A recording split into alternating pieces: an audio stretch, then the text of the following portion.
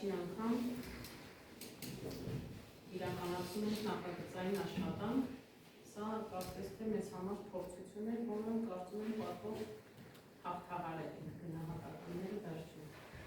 Ձևաչափը իհարկե մի քիչ այլ է, քան սովորական գործնական աշխատանքը կամ միջոցառումը, դրա համար մենք իհարկե հարազատ ենք մնացել այդ բոլոր բովանդակային կետերին, ձևաչափերին և պիտի նշեմ, որ առհասարակ նախագծային աշխատանքների նպատակը տվյալ ուսումնական թեման, ծրագրային թեման առավել խորությամբ և մանրամասնաբար ուսումնասիրել, հետազոտել, ուսումնասիրել և ներկայացնել հանրությանը, իհարկե նաև վերջնարդյունքներով։ Եվ պատճառը դա է, որ մի քիչ երկար է ստացվել և նախագծային աշխատանքի առաջին մասը ավելի շատ տեղեկատվական բնույթ ունի, քանի որ սովորողները հետազոտություններ են իրականացրել և այդ ամենը կներկայացնեն ձեզ։ Բայց ընթացքում կլինեն նաև հետաքրքիր նյութեր, պրոդուկտներ, որոնք որպես վերջնարդյունք կներկայացնեն ձեզ։ Մինչ երեխաների հանդես գալը մենք կներկայացնենք ընդհանուր բովանդակությունը սլայդի տեսքով։ Ինչ ենք արել, ինչ էր մեզանից պահանջվում սովորողներից վերլուծել, ստեղծագործել, համագործակցել, հաղորդակցվել, ինքնակազմակերպում, պատասխանատվություն, նախաձեռնողականություն և ինքնավերլուծություն։ Այս ամեն ինչը ինձ թվում է իրականություն է դարձել։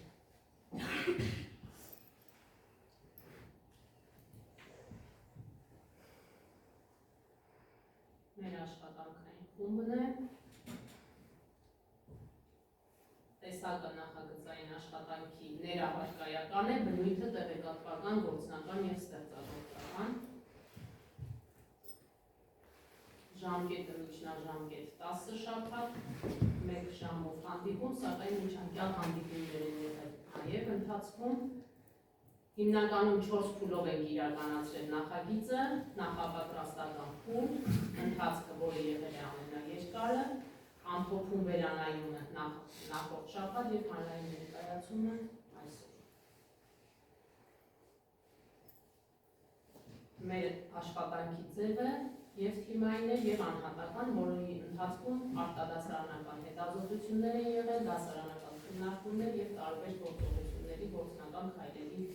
իրականացում։ Միջառարկայական կապերի մասին կխոսեն ընթացքում սովորողները, որոնք են եղել հիմնական առաջադրանքները, ուսումնասիրել սևագի կյանքն ու ստեղծագործական ուղին, հավաքել, մշակել նյութեր, քննարկել միմյանց հետ, կատարել լրացումներ, ընտրել և անդիր սովորել որոշ ստեղծագործություններ և նախագծել, պատրաստել բուկլետներ, պաստառ, սահիկ, նկարել կարճամետրաժ ֆիլմ կամ բեմադրություն, որոնք բոլորը իրականություն են դարձել։ Մեր հիմնական նպատակները, ինչպես նշեցի սկզբում, առավել խորությամբ ուսումնասիրել և ամրապնդել սևագի կյանքը ստեղծագործական ուղին, զարգացնել աշակերտների թվային և լեզվակագրագիտությունն ու հմտությունները, ինչը ամենակարևորներից մեկն է, հեղինակների ստեղծագործությունների համեմատական վերլուծություն կատարելու կարողությունների զարգացում, հետազոտական վերլուծական կարողություններն ու հմտությունները զարգացնել և ինքնուրույն խմբով աշխատելու կարողություններ և հմտություններ զարգացնել, այստեղ ամենակարևորը սոցիալական համագործակցային հմտություններն են։ Նաև նպատակը նպաստել սովորողների ինքնուրույն ճանաչողական գործունեության հմտությունների, ստեղծագործական երևակայության զարգացմանը, նրանց հանրային խոսքն ու մարմնի լեզուն բարելավել, ձևավորել գեղագիտական ճաշակ, հարգանք ազգային մշակութային արժեքների նկատմամբ, նրանց պատասխանատվությունը խթանել սեփական ուսումնասիրության նկատմամբ, ժամանակի կառավարման հմտությունները և քննադատական մտածողությունը, ինչը շատ կարևոր է նաև առօրյա կյանքում։ Վերջնարդյունքները, ինչ կկարողանան սովորողները ուսումնասիրել հեղինակի կյանքը և ստեղծագործական ուղին դասագրքից դուրս, խմբավորել, դասակարգել հավաքած նյութերը, համեմատել գրական ստեղծագործությունները, գրագետ, բանավոր և գրավոր խոսք կառուցել, հաղորդակցվել գրագետ և ձևակերպել խնդրի առաջացման պատճառները և դրա վրա ազդող գործոնները, սա հիմնախնդրի մեջ և մարտահրավերային հարցի մեջ իրենք ընթացքում կներկայացնեն։ ցուցաբերել պատասխանատվություն թիմային աշխատանքում, արդյունավետ կառավարել եւ իրենց եւ թիմակիցների ժամանակը, դրսեւորել համագործակցային սոցիալական հմտություններ, պատրաստել տեսանյութ կամ սահիկաշար բուկլետներ, պաստառ եւ այլն, ցուցաբերել արդյունավետ ինքնուրույնություն, ստեղծագործական երևակայություն եւ մտածողություն եւ առաջարկել խնդրի լուծման եղանակներ, ամեն մեկը ինչ-որ առաջարկել է քննարկվել եւ ի վերջո իրականություն է դարձել։ Սա արդեն ըստ առարկայական ծրագրի եւ հանրապետական պետական չափորոշիչի չեն բացում սրանք։ Ինչ են սրանք համապատասխանում են հիմնական դպրոցի շրջանավարտների վերջնարդյունքներին եւ կոնկրետ մեր առարկային եւ նախագծին։ Հիմնական դպրոցի չափորոշիչը մեկը, ասենք օրինակ մայրենի լեզվով գրագետ հաղորդակցվել։ Սա հիմնախնդիր մարտահրավերային հարց իրենք կներկայացնեն։ Ինչպես ասացի, 4 հիմնական փուլերով ենք մենք աշխատել, առաջին փուլում թեմայի քննարկում, նպատակներ, խնդիրներ, առաջադրանքներ եւ ժամկետներ, երկրորդ փուլը ընթացքներ, ամենաերկար ընթացքն է եղել, երբ որ նյութեր են քաղաքացիել, քննարկել, մշակել, ստեղծագործություններ համեմատել, վերլուծել, արգիչ սովորել եւ նաեւ այս ընթացքում արդեն մեր պրոդուկտները, որոնք ներկայացնենք, վերջում ամփոփում, վերանայում եւ հանրային ներկայացում արդյունքների գնահատում կլինի։ Վերջնարդյունքների ներկայացման տեսակները, լրագիր, տեսանյութ եւ այլն իրենք ներկայացնելու են, որը ներկայացնելու են, չեմ ասում, մեդիա աղբյուրներն ու գրքերն են հիմնականում եղել աղբյուրները, սրանք էլ իրենք կներկայացնեն ընթացքում, գնահատումը կլինի եւ միավորային եւ ձևավորող եւ այստեղ ինքնավերլուծություն, ինչ տվեց ինձ նախագծային աշխատանքը 21-րդ տարի հմտություններից ստեղծարարություն, մեդիագրագիտություն, տեխնոլոգիական գրագիտություն, ճգնություն եւ այլն, որովհետեւ ավելի շատ բաներ կրտտեցի, ավելի շատ բան սովորեցի, սովորողների կարիքների ճանաչում եւ ճիշտ գնահատում, այսինքն ամենի մեկին ճիշտ կողմնորոշել, ուղղորդել եւ նաեւ նրանց կարիքները ճանաչելով ամեն մեկին ճիշտ հանձնարարություն տալ, հետազոտական աշխատանքի կատարման ընթացքում սովորողների փոխհամագործակցության ապահովում, ինչը կարծում եմ մեզ մոտ շատ լավ է ստացվել եւ ուսումնական ռեսուրսների բազայի ստեղծում ու մասնագիտական աճ։ Ինչ տվեց նախագիծը աշակերտին, իհարկե ահագին բան տվել է։ Նպաստեց ուսումնական նյութի բովանդակության առավել խորը յուրացմանը, ակնկալվող վերջնարդյունքների ապահովմանը, ժամանակակից կյանքի մարտահրավերներին դիմակայելուն ու պատժի համակարգի ձևավորմանը, նրանց ինքնազարգացմանը, ինքնուրույնությանը եւ փոխհամագործակցությանը, ինչպես նաեւ կարողություններ եւ հմտություններ, ճանաչողական, հետազոտական, վերլուծական, հաղորդակցական եւ այլն, քննադատական մտածողություն եւ շատ կարեւոր է վարքագծային նորմեր։ Միմյանց նկատմամբ լինել հարգալից, միմյանց հետ կարողանալ ճիշտ ձևով հաղորդակցվել, աշխատել, հարգել մեկը մյուսի կարծիքը եւ այլն։ Միջառարկայական կապի ապահովումը, ինտեգրեցին տարբեր առարկայական ոլորտներից գիտելիքներ, կոնկրետ խնդիրներ լուծելու եւ նպատակին հասնելու համար։ Համակարգային մտածողություն այս առումով զարգացավ եւ գործնական հմտություններ, գիտելիքը կյանքում նոր իրավիճակներում գործնականում կիրառելու հնարավորություն, որը տեսանելի, շոշափելի եւ առարկայական դարձավ ստեղծած պրոդուկտներով եւ տեխնոլոգիական հմտությունները, որ կիրառվեցին, օգտագործվեցին ավելի նպատակային արդյունավետ, պատրաստեցին սահիկ, կիրառելով նոր հմտություններ, մի քանի սահիկ այսինքն եւ գաղափարներ 21-րդ տարի հմտություններ ձևավորվեցին։ Եվ ինչ առաջարկություններ ունենք բարելավման համար, պարբերաբար հանձնարարել ինքնուրույն հետազոտական աշխատանքներ, կազմակերպել խմբային քննարկումներ, խրախուսել այն հարթակներում հետազոտություններն ու նախագծերը ներկայացնելը եւ խթանել ստեղծագործական երևակայություն։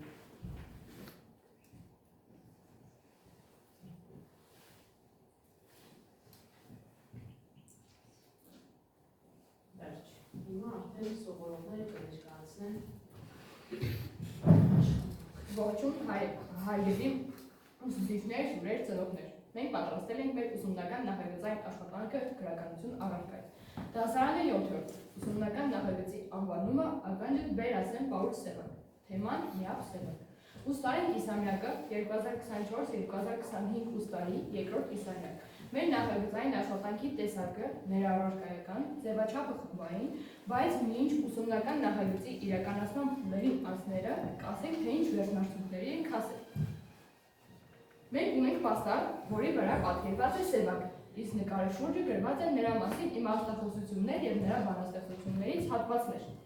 Այս պաստառը մենք տեղադրում ենք միջանցքում, որ մնացած աշակերտները ևս ծանոթանան։ Բացի պաստառից, մենք նաև ստեղծել ենք մի տեսանյութ, որում ներկայացված է մեր աշխատանքը պաստառի վրա, ի դեպ, որի միջոցով մենք հայտնաբերեցինք մեր մեջ առկա նկարելու հմտությունը։ Իսկ երգը տեսանյութում, որ երգվում է, հնչում է մեր կատարմամբ։ Իրականացրել ենք ֆլեշմոբ համացանցում և համացանցում տեղադրված տեսանյութով կոչ ենք անում կարդալ սևակյան ստեղծագործություններ, իմաստախոսություններ, բազմաթիվ այլ աշխատանքներ։ Այդ տեսանյութում իրականացրել ենք կարճ բեմականացում, որը կներկայացնենք ձեր ուշադրությանը։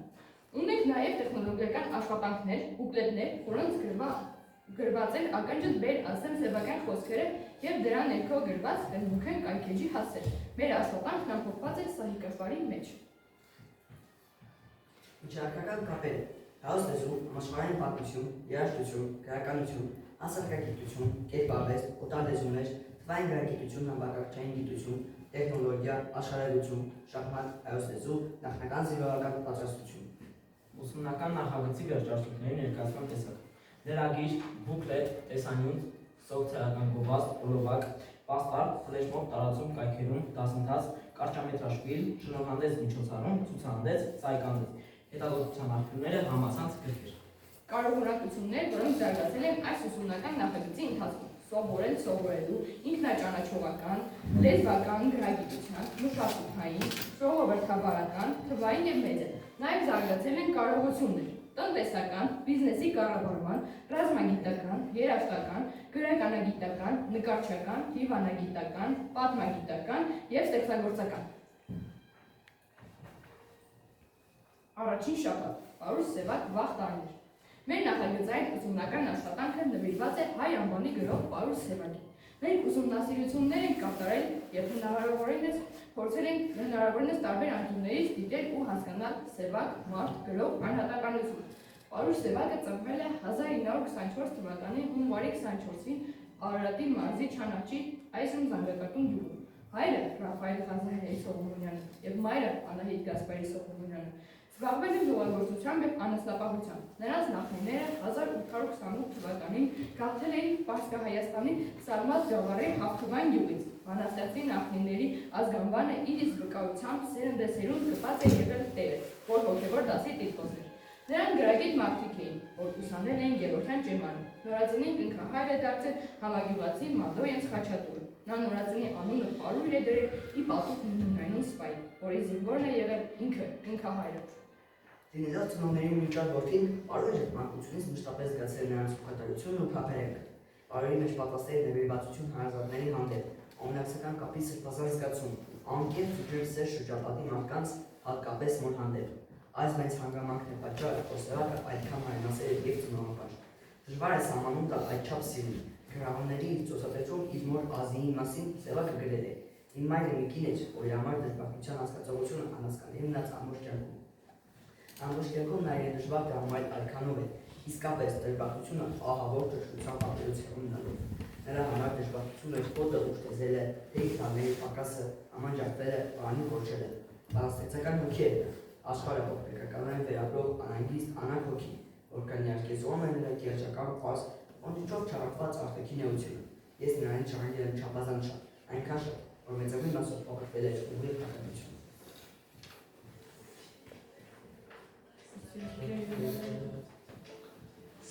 Feliz ոնց բարել այս ձեռքերը նազանքով, երազանքով, ինչ էր ասես, որ չեն արել այս ձեռքերը, թե ինչ չեն արել այս ձեռքերը, Աշեկը և ծնվել, նրա ակակատով ծնվել, ինչ է ասես, որ չեն արել այս ձեռքերը։ Ասես, որ Այս ձեռքերը, մոր ձեռքերը, ինավուրցուն նոր չեն արել այս ձեռքերը։ Պսակվելիս ոնց են պարել այս ձեռքերը։ Ինչ նազանքով, երազանքով։ Լույսը միջև լույս չեն մարել այս ձեռքերը։ Առաջնեկն է երբ որ ծնվել, նրա արդար կաթով սնվել։ Ինչեր ասես, որ չեն արել այս ձեռքերը։ Զրկան կրել, հոգս են տարել այս ձեռքերը։ Ծով լրությամբ, համբերությամբ։ Ինչեր ասես, որ չեն արել այս ձեռքերը, երկինք բարձրացում են դարել այս ձեռքերը, որ չփլվի իր տան սյունը, որդին կռվից դառնա տունը, ինչեր ասես, որ չեն արել այս ձեռքերը, ինչև տատի ձեռք են դարել այս ձեռքերը ուժը հատած, բայց թորան են նոր ուժ գտած, սար են շրջել, քար են շարժել այս ձեռքերը, ինչեր չարժեն այս ձեռքերը, նուրբ ձեռքերը, սուրբ ձեռքերը։ Եկեք այսօր մենք հաղթենք ողջաբար, մեզ աշխարհում ծնած, մեզ աշխարհում շահած պահած, մեզնից երբեք չկշտացած, փոշի սրբով լվացքանով, անվերջ դատով, անվերջ բանով այս ձեռքերը, թող որ ճակած ու կոշտացած, բայց մեզ համար մետաքսի պես խաս ձեռքերը։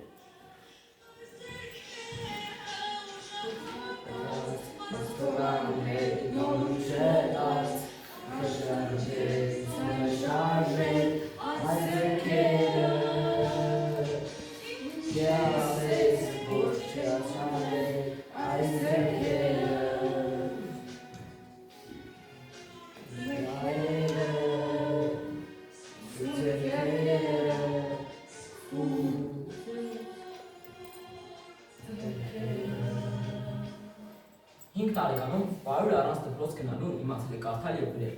Ավելի ճիշտ գնացել է, բայց ոչ օրինական ձևով։ Հաջորդ տարում 1930 թվականին ուսուցիչը թույլ է տվել նրան օրինական ձևով հաճախել դպրոց, անուն ազգանուն գրանցելով Մատյանի։ Հյուրական փոքրիկ դպրոցում լավ սովորողները քիչ էին, բայց տարեկիցներից ոչ մեկը չէր կարողանում սովորելու մեջ մրցակից դառնալ Պարուրին։ Նա գրել է.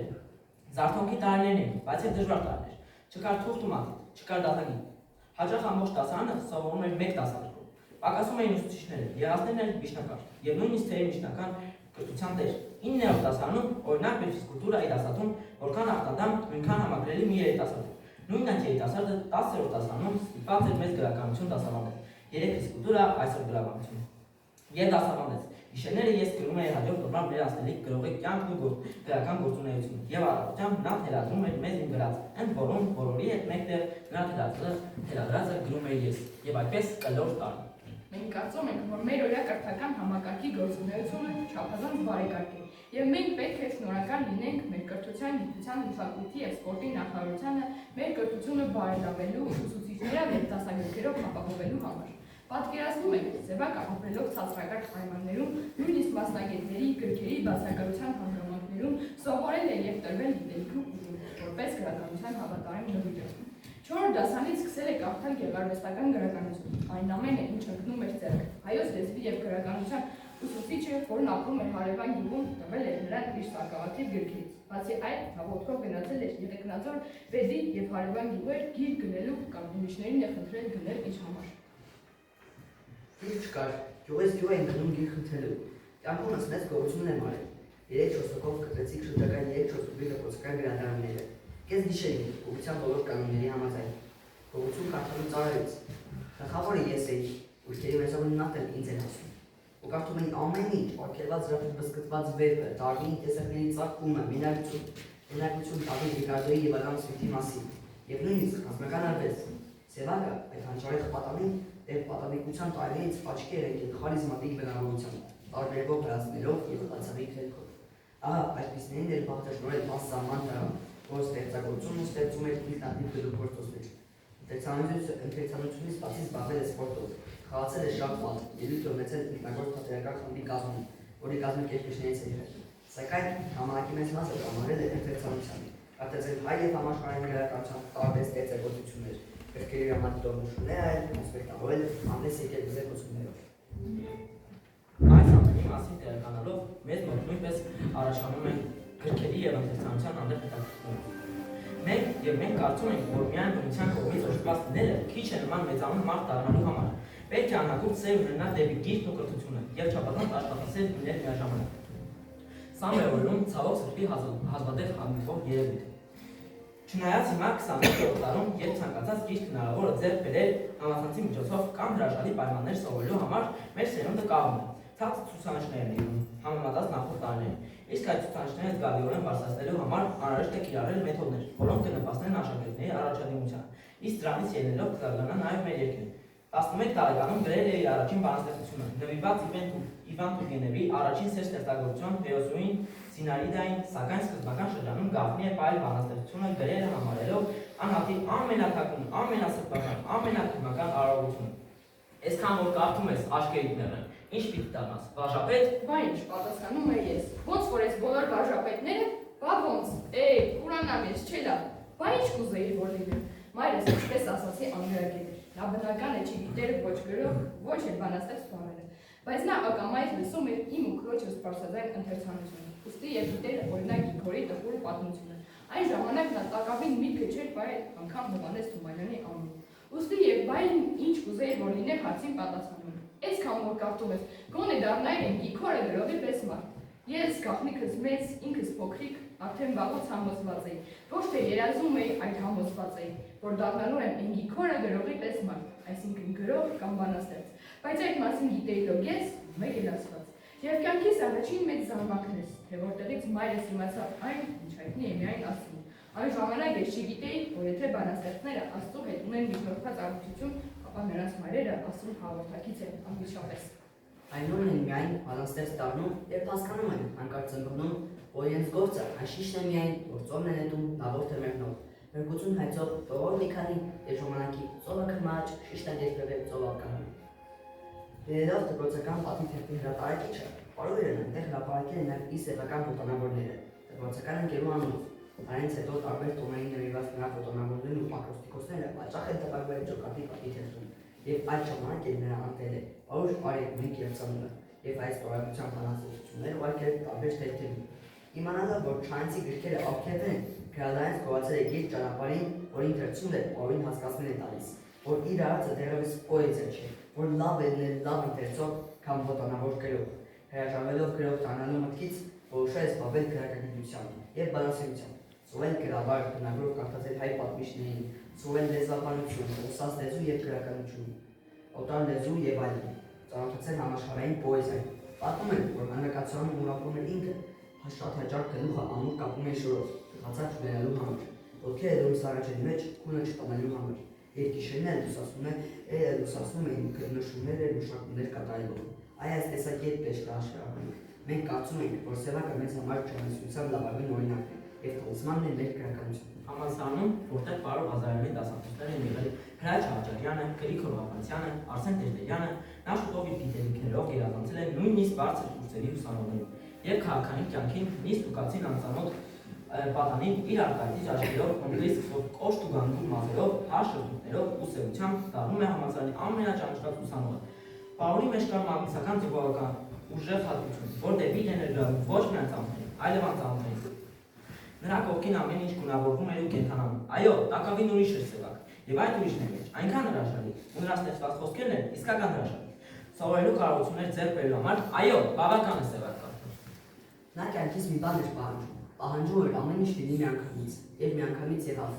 Ճանաչվեց միանգամից, բանաստեղծ դարձավ միանգամից, բոլոր կոչումներն ու դապիտները ստացավ միանգամից։ Նրա այդքան դժվար տունը սարքած քանդվեց միանգամից։ Մեր նորագույն բանաստեղծության մայր կերանն էր կոտրվեց միանգամից, ու մարսումն էլ քանդվեց միանգամից։ Ասում են, թե միանգամից կյանքում ոչինչ չի կատարվում։ Միանգամից ոչ մի կարպետ եւ ոչ մի գորգ չի պատրվում։ Միանգամից բերջ չի շինվում ու չի քանդվում միանգամից։ Միանգամից ձյուն չի գալիս ու չի փչում անգամ քամին։ Միրգ չի հասնում միանգամից ու մնաց թե խելոքանան։ Զույգ չէին կազմում միանգամից ու մնաց թե երեքանան։ Միանգամից չեն կշտանում ու չեն զգում ջրի կարիք։ Ոչ այսօրն է անցյալ դառնում, ոչ էլ վաղն է դառնում գալիք։ Այս ամենը ճիշտ է, հարկա, հենց այսպես է, ինչպես որ կա։ Սակայն եթե իմ կյանքում գեթ մի անգամ հարցնեին ինձ, ես ինչ եմ գերադասում, ինչ եմ ուզում ու երազում, ես կասեի, ինչ լինում է, թող որ լինի մի անգամից։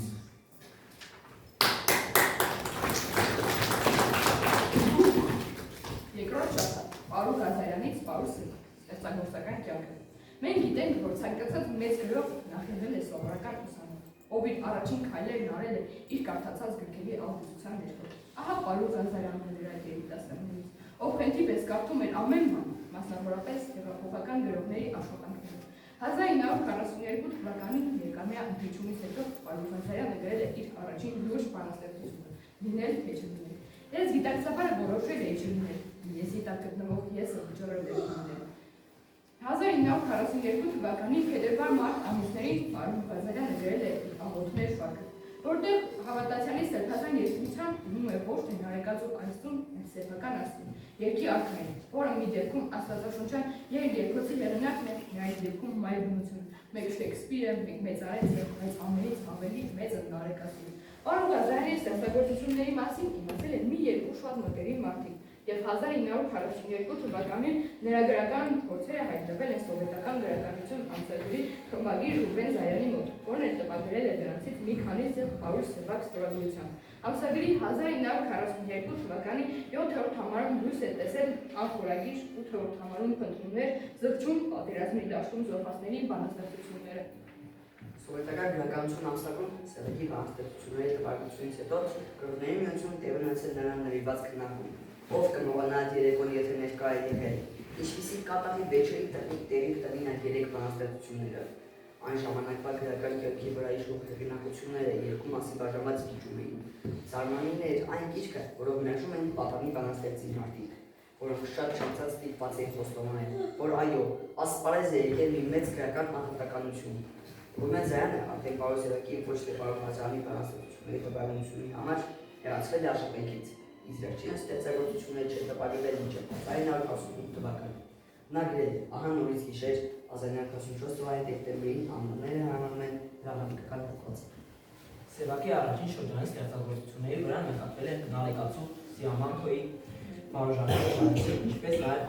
Ալեքսանդր Բլոկի, Բորիս Պաստերնակի, Հենրիխ Հայնեի ու Ուիմենի ազդեցությունները, որոնց հետագայում միացել են Պուշկինը, Լերմոնտովը, Մայակովսկին, 20-րդ դարի ֆրանսիացի ու իսպանացի բանաստեղծեր Էլիոտ, Դարիո, Լորկա եւ այլն։ Ուսանողական տարիներին հանդես է եկել ձգություններով, այդ թեման անդրադառնալով Նաիլ Իզարյանի, Դանիել Մարոժանի, Վահագն Դավթյանի ստեղծագործություններին։ Այդ ժամանակաշրջաններում ակնարկներից ու պատմվածքներից բացի ձեռնամուխ է եղել Զվարթնոց խորագրով վեպի ստեղծման, որը կիսատվով։ 1945 թվականին գերազանցության դիպլոմով ավարտելով Երևանի պետական համալսարանը Պարոն Սևակն ընդունվել է հայկական ԽՍՀ գիտությունների ակադեմիայի Մանուկ Աբերյանի անվան գրականության ինստիտուտի ասպիրանտուրայի հայոց եւ միջնադարյան գրականության մասնագիտության դառնալով Կարո Մելիք Օղանջանյանի սանը, որտեղ դիսերտացիոն աշխատանքի համար ընտրել է կարծեցյալ Շապու Բաղրատունի եւ վաղ վերածննդի հարցերը Հայաստանում թեման։ Պարոն Սևակը բազմակողմանի գիտելիքների հազվագյուտ աշխատասիրության տիպար է։ Հայ գրականությունը, պատմությունը, հասարակական ու փիլիսոփայական մտքի զարգացումը սկզբից մինչև մեր օրեր գիտել մասնագիտորեն, կարդացել ու յուրացրել է հայ հին եւ միջնադարյան գրականության կոթողները առանց բացառության։ Նրանց մասին հայ պատմաբանների, ինչպես եւ օտար հեղինակների գրած հետազոտությունները եւ ուսումնասիրությունները եւ ինքնուրույն կարծիք կազմել են պատմագրական շատ երևույթների մասին։ Նա իրեն ազատ էր զգում բոլոր դարերի եւ գրականության պատմության էպիզոդը քննարկելով։ Պարոն Սևակի դասական բանասերներին հատուկ աշխատասիրությունն ու լրջությունը թերևս ժամանակակիցներից քչեր է ունենում։ Տաղանդից բացի այդ աշխատասիրության շնորհիվ է, որ նա հայ գրականությունը գիտեր գրականության պատմաբանի, կենցաղը սովորությունները, ծիսակատարությունները, ազգագրագետի, լեզուն, գրապահ, միջին հայերեն, մուտ լեզվաբանի պես։ Երբեմն մի բառի համար նա դիմում էր բազմաթիվ գրքերի, հաճախ անհետաքրքիր գրքերի։ Խորապես համոզված լինելով, որ այդ աշխատանքը երբևէ պետք կգա, զուր չի գործի, եւ իսկապես ծոցադատի առանձին թերթիկների վրա տասնամյակներ առաջ արված նշումներն ու նկատումները մեկ տեսար իրենց տեղը գտնում են հետագայում բանաստեղծության ֆորմի, հոդվածի կամ ուսումնասիրության մեջ եւ գտնում են այնպես, կարծես դրա համար է ստեղծվել։ Նրա մասին Ալբերտ Արեստակեսյանը գրել էր. «Բանաստեղծության զբաղվելը մեծագույն հաճույք է նրա համար, եւ կարող էր օրերով պարապել, չզգալով բնավ օգնություն։ Ասպիրանտուրայում սովորելու ժամանակ եւ դրանից հետո Պարոն Սևակը գրական ստեղծագործական եւ գրական հիմնական բանաստեղծական աշխատանքի զուգահեռ զբաղվել լրագրողական գործունեությամբ։ 1945 թվականի հոկտեմբերից մինչև 1946 թվականի ապրիլ ավանգարդ թերթի խմբագրությունում աշխատել է որպես գյուղական երիտասարդության բաժնի վարիչ։ 1946-ից 47 թվականներին արտասահմանի հետ մշակութային կապի հայկական կոմիտեի մանուկ բաժնում եղել ավագ ռեֆերենտ, իսկ 1949-ից 51 թվականներին գրական թերթի խմբագրությունում աշխատել է որպես պոեզիայի բաժնի վարիչ։ Ալբերտ Արեստակեսյանի խոսքերից են նաև Ոմանց թվում է, թե բանաստեղծությունների ազատության ոտանավորների դասական ավանդական ձևերի խախտումները անփորձությունից են գալիս։ Հատկապես դրանով են բացատրել ասոնանսիային հանգերի առատությունը նրա բանաստեղծություններին և երիտասարդ բանաստեղծին խորհուրդ են տվել փոխել իր հանգիրը, քանի որ ամենարին է փոխել ընթերցողների ականջները։ Նա հեղափոխական է եղել ոչ միայն բանաստեղծության մեջ, այլ նաև հայրենիքի համար։ Այս սևակի հետ ծանոթանալով մենք ճանաչողական հմտություններին զուգահեռ ձեռք ենք բերում քաղաքավարական հմտություններ ևս։ Մեր հայացքները փոխվում են։ Մենք ձեռք ենք բերում աշխարհայացք, կշռադատություն և ինչու՞ չէ նաև սրտացավություն սեփական երկրի նկատմամբ։ Ճիշտ է, հիմա մենք ապրում ենք ժողովրդավարական երկրում, ունենք խոսքի ազատություն, դատական և իրավական համակարգերի գործում են հնարավորինս անկաշառ, բայց այնուամենայնիվ մենք պարտավոր ենք զգոն լինել և արդարադատ, քանզի ամեն քաղաքացի իրավունք ունի ապրել իր երազած ապահով բարեկեցիկ կյանքով սեփական երկրում։ Այդպիսին էր սևակը, և սևակի թողած գրական ժառանգությունը ամբողջովին այդ գաղափարն է։ Վկայում։ Ես ծնվել եմ նրա համար, որ նոր սրտում կարող դառնամ և սպասվող որդուման հեռուներից վերադառնամ։ Ես ծնվել եմ նրա համար, որ ցավացին մխիթարեմ, ջահելների հարսանիքին ձեռքիս կինի զվարթ պարեմ, նորացնի բերնով ճչամ, ու մոր բերնով ասեմ նամի, տուն երազով զույգի համար, դառնամ սիրո համեստանիք, եթե շուրջս խավար լինի, մարդկանց համար փայլատոկեմ, հասակով մեկ փրվեմ գետին, վհատության ճամփան փակեմ։ Ասպիրանտուրան ավարտելուց հետո Արուս Սևակը գրեթե ավարտին է հասցրել կասեցման Շահուր Բագրատունի և վաղ վերածննդի հասցերը Հայաստանում բնագրություն։ Սակայն դրա պաշտպանությունն անդնար է դարձել պատմական թեմատիկայի նկատմամբ մերժողական ոչ ճիշտ վերաբերմունքի պատճառով։ 1948 թվականին Սևակը իր օրագրում գրել է. «Գոհ եմ ըստ ամենայնի իմաստ։ Նա առատաձեռն է եղել հեթանոսորեն, ես իհարկե գիտեմ, որ այս պահը կասի։ Եվ նորից բանաստեղծություններ գրում, սիրում եմ բանաստեղծությունը, բայց թող համը չհանեն։ Ծայրահեղ դեպքում ես կջարդեմ այն գրիչը, որով ոտանավորներ են գրում, և մի նոր գրչածայրով վեպեր կգրեմ։ Առավել ծայրահեղ դեպքում գիտությունների թեկնածուի հապես նա դոկտորի աստիճանի զրահով քննադատ կդառնա, դառնալու շատ բան կա։ Այսուամենայնիվ մի բան լավ է, որ ես եմ, որ ես ապրում եմ սովետական միության մեջ։ Առավել ևս ուրախալի է, որ սովետական միությունը Հայաստանում և Հայաստանը գրողների միություն չի սահմանափակվում։ 1951 թվականին Սևակը դիմել է վերադաս օրգաններին։ Ընթերով իրեն ուղարկել սովորելու Մաքսիմ Գորկի քրեական ինստիտուտում։ Մոսկվայում Սևակը ոչ միայն վերապրել է ստեղծագործական ճգնաժամ, այլև ապրել է նյութական ծանր պայմաններում, ստիպված նրանով կատարել տարբեր հակակշռություններից և խմբագրություններից ստացած պատվերներ։ Մոսկվայում ապրելու առաջին տարիներին նա գրել է 10 ոտանավոր, որոնք հետագայում ընդգրկվել են 1984 թվականին ստեղծած Սիրո ճանապարհ գրքում։ Հոգեկան ծանր ապրումների և նավթային վիճակի պատճառով Սևակը 1954 թվականի սեպտեմբերի 29-ին տեղափոխվել է հիվանդանոց, որտեղ մնացել է ավելի քան 2 ամիս, այնտեղ թարգմանել Ադամ Միցկևիչի ստեղծագործություններից։ Եթե մեռնել, թող որ մեռնեն մի անգամից, ուր կայծակից, մի վայրկյանում, այն կարծակի, այնքան արդար։ Խղճից ձայնին միշտ ունկնդիր, որ համաձայն բիբլիական մի լեգենդի և ասնեմ անստեղի ներքից ծագող։ Եթե մեռնել, թող սպանվեն, թող կործանվեն, այնպես ապրած և բան արած, որ նորածին մանուկների տեսքով նորից վերածվեն։ Իմ անունով կնքեն նրանց, եթե կանվել Հարոսի պես, առնականվել Հերոսի պես, ու քրքրվել դրոշի պես, եթե մեռնել, բայց առայժմ ապրել է պետք։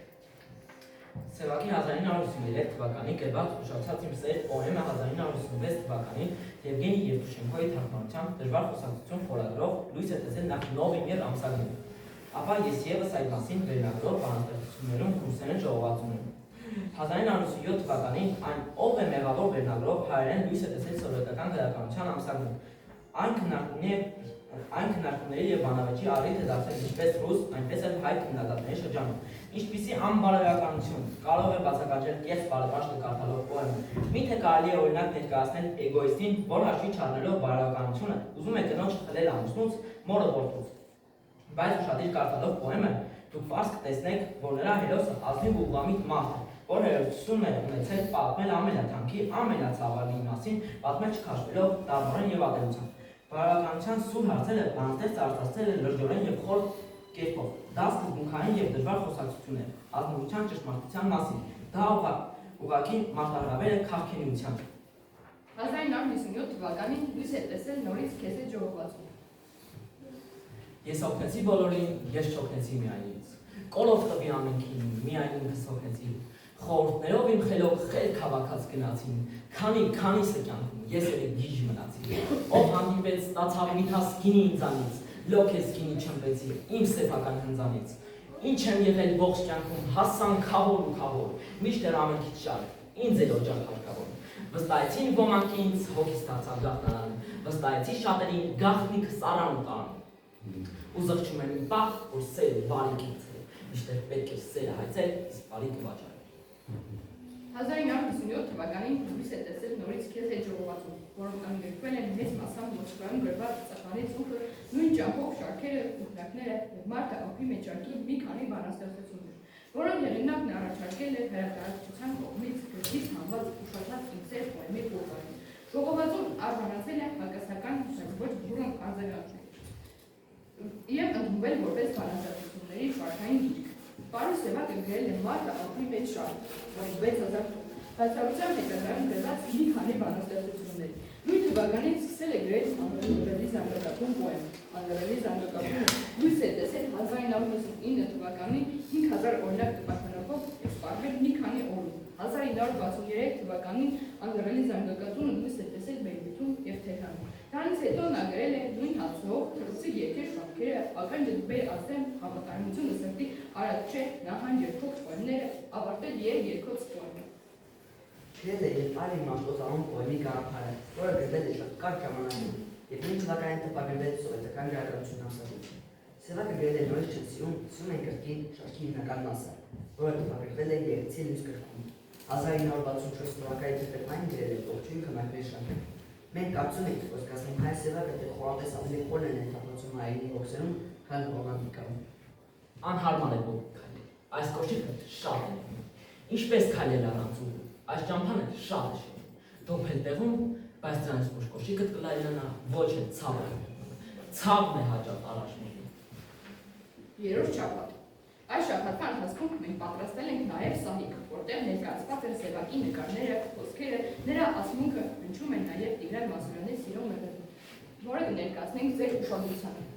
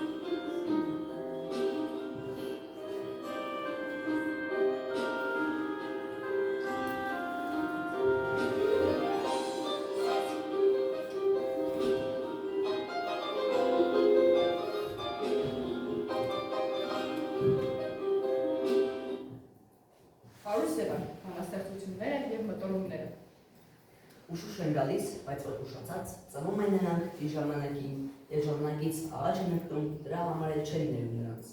Անտոն չեն նրանք կամ անհայրենիք, ասարակորից ու նորից ծնված, սերում են նրանք եւ այն բարինուց, որ էլ չէր կարող ապրել քարերում։ Սերում են նրանք եւ այն ծերուկից, որ նախընտրում էր քննել տակառում։ Սերում են նրանք եւ այն պատանուց, որ սիրահարվեց իր իսկ պատկերին։ Սերում են նրանք բոլոր նրանցից, որ սատանային հոգին ծաղրում։ Միայն թե անել մտածած իրենց, ինչքույր թե սատկեն ժամանակից շուտ։ Անվտանգիչպես հրտե արևի, անվնասրպես օգտակալություն։ Վախ են նշնչում պետություններին, միջև իսկ իրենց կամքին ակարում։ Արքաների հետ խոսում են դուով, եթե իհարկե լսում են նրանց, իսկ թե չեն լսում, մեկ է չեն լսում, խոսեն նույնիսկ իրենց կոշիկի հետ։ Մարդ հապի մեջ ժողովածին,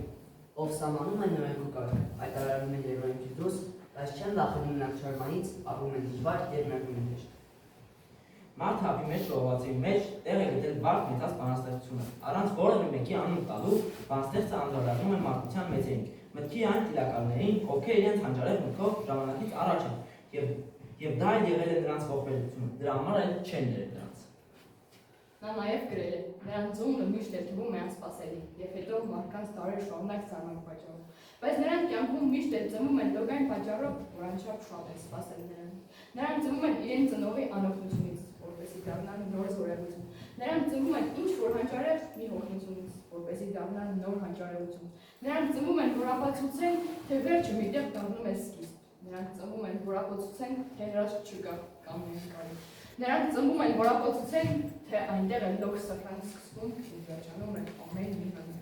Ծնվել է որպես հանճարեղություն, եւ Սևակը ում անունը տալիս գոտեխմբում է առաքինությամբ եւ ուսուցանվում է նրա անվաս հնորությամբ։ Նա գրել է. մեծը նաեւ համեստ է, մեծին ներառում երկրից նկատում, մեծարում են, ու այդ մեծարանքը չի խանգարում նրանց։ Ահա այս արժե համակարգով պետք է սնենք ինքներս մեզ, ու մեր շրջապատում բոլորին։ Սկսած մանկապարտեզից, դպրոցից, երեխան պետք է հասկանա սա եւ ընկալի ճիշտ ապրելակերպը, որ հետագայում երկիրը երկիր դառնա եւ ամենակարևորը հայրենիքը հզորանա։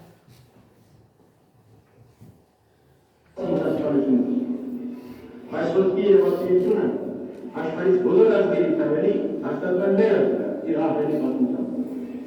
Նույնիսկ 1915 թվականի ազգասպանության համապատասխան փաստը եկավ նույն հաստատել։ 15-21 թվականներին տարբեր երկնքի գետին խոսքը մեկ էին արել կործանելու իրենց անմեղ մեղավորը։ Բայց չկարողացան, որ չուզեցին։ Մենք շատ ենք խոսում, եւ պիտի խոսենք, կարելի իսկ այժմ առավել ևս սպիտակ ջարդի, որին հետագայում է ժողովուրդը։ Այս սպիտակ ջարդի լավագույն օգնական է հսկողությունն է։ Ժողովուրդների, մանավանդ փոքր ժողովուրդների հարաբերման երկու եղանակներ։ Կամ անցանալ համապատասխանային կապակցության հետուղական եւ կամակեր նախնական բաշկատնային քոչվորական կյանք։ Այս վերջինը բաշկատնային քոչվորը նրանց պատկեր եւ պատերազմական հավերական հազարին գալու Ուրեմն սուրբ Մաշտոցի կամքով թե մերքով մեզ մնում են մեր ճանապարհ։ Աշխարհի առաջադեմ երկրներից շատ հետ չմնալու, նրանց հետ համակերպելու։ Գուցե տագնապ կային այս խոսքերից,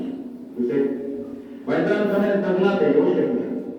Եվ դա այն տագնապն է, որ ունենում է դրաստից կամ օգնանալից ուշացողը։ Տագնապն է այս շահմատիստի, որ հայտնի մեջ է։ Մենք իրավունք չունենք ուշանալ պատմության դրաստից կամ օգնանալից։ Մենք պարտավոր ենք շահի շահմատային դրային քաղաքը, ոչ թե հայտնի Մաշտոցը։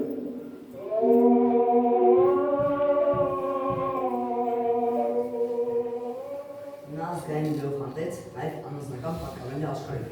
Նա գրել է. անկարելի է չպատկել որևէ ժողովրդին եւ դառնալ միջազգային, եւ անկարելի է երևակայել որևէ ազգային մեծ գրող, որ չունի միջազգային արժեք։ Օյսելակը իր խոսքերով գրող էր, ով ի վերջո հոգևոր սննդի մատակարար էր։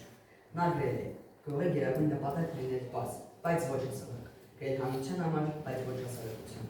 Հանդությունն է բազմությունն է, ոչ թե հասարակություն, մարդությունն է ոչ թե ծանծաղություն, մի տեսակ դաստիարակություն չէ, ուղղակի փիլիսոփայություն է։ Անկարելի է լինել մեծ գրող եւ չլինել օրինական զավակ նժանավոր լավացքի մոտավոր եւ հեռավոր հայերի։ Այո, Սևակը զավակն էր եւ հայրն էր միաժամանակ հայ բանաստեղծության։ Ժամանակացը սեր, սիրո նման։ Մեկի համար սերը, այո, վայելք է, կոսմետիկա, մյուսի համար տարբանք, մեկի համար էլ խաչքար, օդում կախված։ Սևակը ռոմանտիկների պատմությունները շատ է ունեցել եւ այդ սիրո արտադրությունները ստեղծագործական վայելքները ապահովել։ Նրա սիրո խոսքերը շատերս են կապել։ Սիրով ինքներս է։ Նա գրել է. առաջին սերը ինչպես կոհած, ինչ էլ որ անես միշտ ուտես։ Պատահաբար եմ պատահում կյանքում, որ հրաժեշտ են տալիս անհրաժեշտաբար։ Իմ սիրտը սիրո հազար գիշերը ապրել ու տեսել, իսկ ուր է հավա, ուր է այն գիշերը 1001-րդ։ Նախ նորից ասել, որ սերը չունի շարունակություն, այլ մի անցքինց, որ չի գրկում, ինչպես երբ ծննդյան եզակի օրը։ Ախ չէ, սերը հյուր չէ, տանը հյուր չէ տան, սերը, թե բանն այդտեղ հասավ, նա տան տեր է, ես տառապալից իմ փորձից գիտեմ, որ խաբուսիկ են օտար սերը, աստղերի նման։ Մեծ ու շոշողան թվացողները ավելի փոքր են ու հաճախ անլույս, քան փոքրերը, որ իրականում հսկայական են։ Պետք չէ սիրելիս, զուր ես երդվում, ամեն տեսնա եմ ես եմ հավատում, որ հիմա օրդ մի դար է տևում, որ փուշ կարող է քեզ ծվատում է, որ գիշերը լույս չես քնում հաճախ, որ իմ անուն ես կրկնում հաճախ, որ աղջկական քո մաքուր վարձին թեկած ես տեսնում մի ձերու կարծիվ, անգղել լինի արծիվ է թվում, որ քեզ աշխարհում ոչինչ չի թողում, որ այն սիրուս կյանքդ կորած է, որ գիտեմ ջանս զուր ես կրկնում, բայց գիտեմ եւ այն ինչ դու չգիտես, աղջի սերը ինչպես որած է, ինչ էլ վարնես միշտ կուտեգնում։ Դու իմ վերջին նշում իմացաբար եւ իմ միակ ճակատաններով։ Սիրո բովանդակ կոչականները մանկական են միշտ։ Մինչդեռ ես արդեն ապրել եմ այնքան, որ իմ տարիքում վերցին 10 անգամ մեռած կլներ։ Ինչքիսպես ես դու։ Չէ՞ որ չեմ տեսել քեզ այնքան տարի, որքան տեսել եմ, եւ աչքերից մեջ կա անացելի մի տատուկություն, քանի որ չկաս դու, իմ վերջին նշում իմացաբար եւ իմ միակ ճակատաններով։ Միշտ էլ սիրածին պատահաբար են պատահում կյանքում, որ հրաժեշտ են տալիս անհրաժեշտաբար։ Թեկուզ ես լրիր, թեկուզ ես ոռնա, թեկուզ ես ծամիր սեփական ես, թեկուզ ես խցիր վերանպացող, թեկուզ ես ոտքով արված սպասին։ Հավատացյալ ես Աստծուն, հավատացյալ ես Աստծուն հայր, հավատացյալ ես Աստծուն հավատալ։ Թեկուզ ես ուզիր էլ չուզիր, իզուր, թեկուզ ես ուզիր էլ ապրել, իզուր։ Ու եթե կուզես ապրել այս է որ կա, եւ սերն իսկական, հենց այն է որ կա, պատահաբար են պատահում կյանքում, որ հրաժեշտ են տալիս անհրաժեշտաբար։ Սևակը գրել է. ես ստիպված եմ հանդիպներով ասելու, որ ինձ շատ ավելի հուզական զգացմունքային բանաստեղծ եմ համարում, քան այն բանաստեղծ ընդդիմախոսները, որոնք երդվում են հույզի ու զգացմունքի անունով։ Ամբողջ հարցն այն է, թե ով ինչ է հասկանում հույզ կամ զգացմունք ասելու։ Սևակը հուզական, էմոցիոնալ եւ զգացմունքային է, եւ սիրո եւ հատկապես մարդկային արժեքների նկատմամբ։ Նա հայրենիքը կարծում էր նման եւ հավասարապես ծեր, ով մեծարավի ու պաշտպանելի կարողություն էր։ Նա գրել է. ես դժբախտաբար սասունցի չեմ, ըստ տեղագրության, բայց ես իսկապես սասունցի եմ, եւ ըստ ամեն չեմ կարող չբարբարել իմ ամենեսու։ Եթե ամեն մեկից մեջ ուրիշի սասունցի լիներ, դա Աստված։ Իմ քաղցրան, իմ բարձրան, իմ տարապած, իմ փառապած, հների մեջ դու ալեհեր, նորերի մեջ նոր ջայր, դու խաղի խճմարված բազ, վշտերը ջուր, ինքը դավազ, դու բարդենի սաղարթաշատ, արունի բար, փրված փշատ, դու կիսավեր ամրոց ու բերդ, մագաղացյան մատյան թերդ, դու զվարթոց ավերտաճար, կոմիտասյան ծիրանի ծար, ջրավան սորում ծորում, դողորովեն անուշ ծոնում, հայլ բութանի արցատ խուպի, դուքների նիզար կուրկուտ կոպի, դու հարերի ծխրի ծուխ, չվանքի վեր, դու սասնացում, իմ փաղապանց, իմ տարավված, իմ բարձրանում, իմ քարսանում։ Դու մրգերի շտեմարան, ոսկեվացան գինումանան, դու թավշել դեղս, դու փրփրած, արտյաշվատյան խաղող սևաչ, դու սևանի վարվող կողար, Երևանի սուն ու խոյա, դու հանգրվան կանչող փարոս, դու հայկական գերբ ու դորով, հոսում վգատ կոտորացի, ուղջի ցամքասլացի, արդարության ահևատյան, սրի պատյան, սիրո մատյան, միշտ հին ու նոր, իմ Հայաստան։ Չորս շաբաթի ընթացքում մենք ոչ միայն Պարոս Սևակի ստեղծագործություններին ենք անդրադարձել, նաև կոնկրետ ենք պատասել, որ ցույց կտանցես եւ կնվիրենք ձեզ։ Չորս շաբաթ հայնասեր անհատական այլուր Սևակ։ Ըստ Պարոս Սևակի չկա ավելի խոր զգացում, քան հայնասիրությունը, եւ սխալվում են վերը կարծելով թե սերը կույր է, ամենայն դեպս չի կարող կույր լինել սիրո այնպեսակ, որ այրենիք չհանձում։ Նա բարես ու ուղղակի իմաստով հասցնում է հայրենիքը գաղափար աստվածության։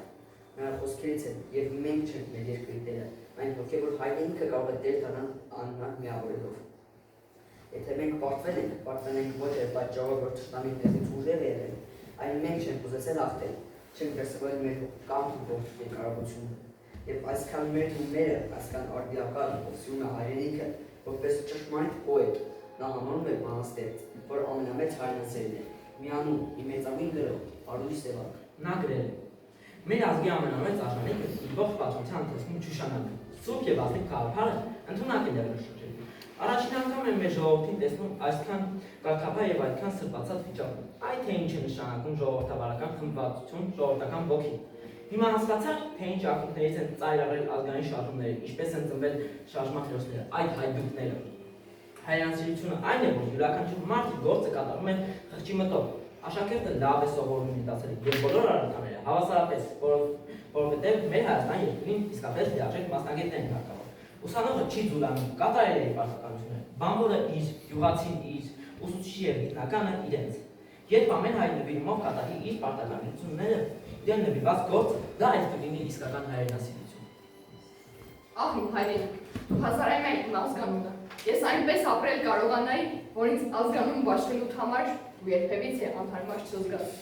Ապրելու կեսն էլ պատվով մեռնելն է։ Ահ, երանի թե ես այնպես մեռնեմ, որ դու ինձ զգաս։ Ահ իմ հայրենիք, ես կյանքիդ համար կյանքս չեմ տվել, ես չեմ մասնակցել եւ ոչ մի մարտի, բայց կես քայլ անգամ չեմ արում, որ քեզ չբերի, քեզնից սկսում ու քեզ եմ հանգում, շրջագծի պես։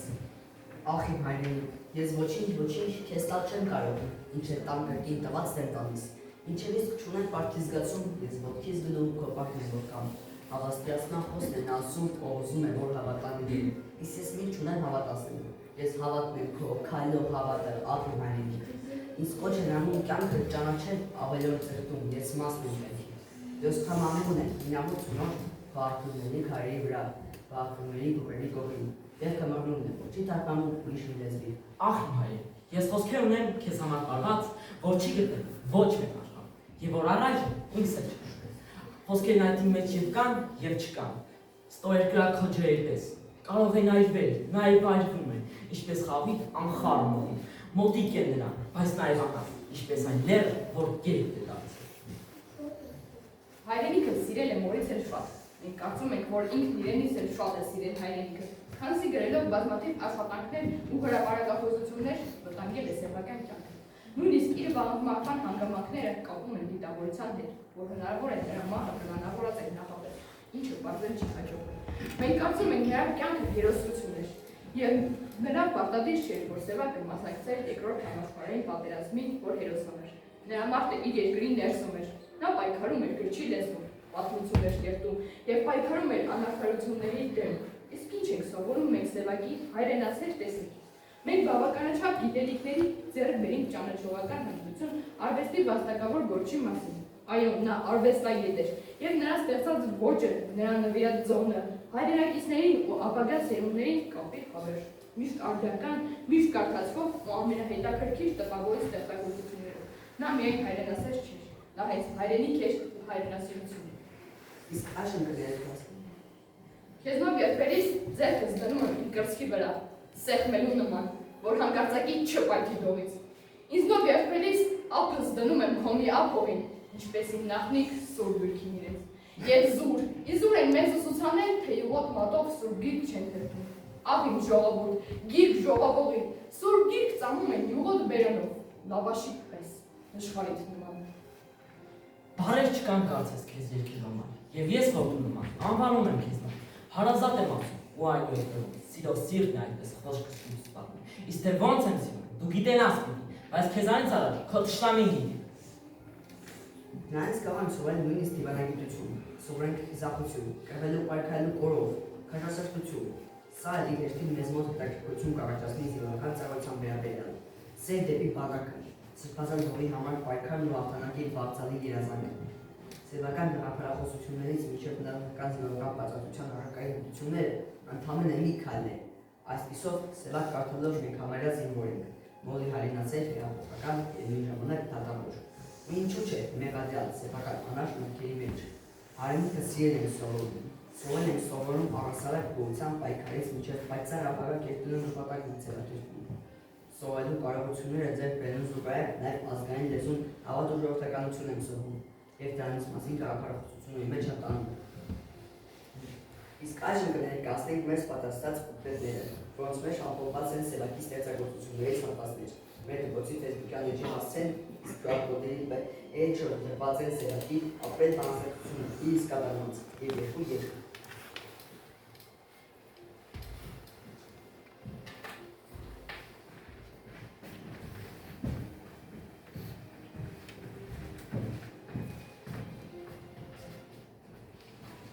Մենք քիչ ենք, Սակայն մեզ այն ասում, մենք մեզ ոչ ոչից չենք իրադասում, պարտապես մենք է, պիտի ընդունենք, որ մենք միայն մենք արարատում ենք, և որ այստեղ է, պատվացիչ սևանում, երկինք է իշիշտ պատճերը հանում, պարտապես Դավիթն այստեղ է գրվել, պարտապես Նարեկն այստեղ է գրվել, պարտապես գիտենք շարից բան կերտել, քարիչին էլ ծուկ և ճրճուկ կավից։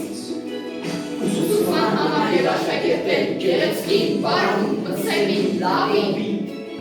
Մենք չենք սակայն մեզ հայրն ասում, մենք մեզ ոչ ոքից չենք իրադասում, պարտապես մարդ ուրիշ է եղել, պարտապես շան է մենք, արհույթ է մենք, պարտապես մենք մեր տարակով կյանքում, և եղել շատ եղել կանգուն, չարդած մենք ճշել մենք ուրիշ ասում, ոչ ոքի գրվել ծարկից մեր բասմի, եթե եղել եմ լավ մեկ գրքերով, եթե իրել եմ լավ մեկ դիրքերով, եթե եղել եմ լավ մեկ գրքերով, եթե իրել եմ լավ մեկ դիրքերով, Պարզապես մարդ են ես իրարվել, իսկ մեկ ինքնական նրան չենք դրվել, ու և ճարհատ մեր հողն են թողել, ուր էլ որ հասել, որտեղ եք եղել, ճանացել եք մեկ ամենքի համար, շինել են կամուրջ, կապել են կապար, ամեն տեղ հերկել, հասցրել վերքել են մի թարած երկել, պաշտպանել նրանց հոգևոր սրտից, ամեն տեղ թողել նրանց ստորան, մեր հոգուց մասում և նշխար սրտից։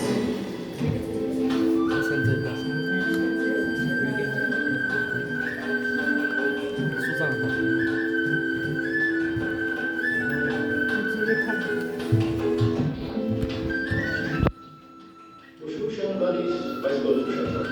թողում են նրանք ճիշտ ժամանակից, և ժամանակից առաջ են ընկնում, դրա համար էլ չեն մնում նրանց։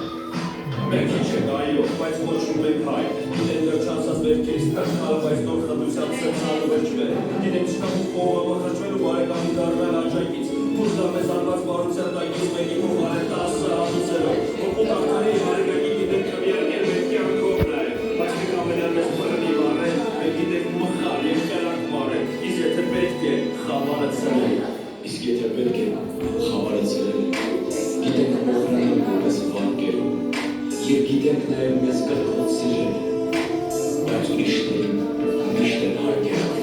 մենք մեզ ոչ ոքից չենք իրադասում, բայց մեզ էլ գիտենք, մեզ վայ են ասում, և ինչու պիտի չպատկանանք, եթե կանք պիտի լինենք ու դեր շատանանք, կանք պիտի լինենք ու դեր շատանանք, կանք պիտի լինենք ու դեր շատանանք,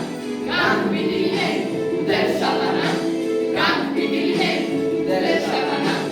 կանք պիտի լինենք ու դեր շատանանք, կանք պիտի լինենք ու դեր շատանանք, կանք պիտի լինենք ու դեր շատանանք,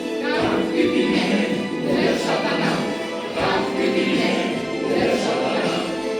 պիտի լինենք ու դեր շատանանք, կանք պիտի լինենք ու դեր շատանանք,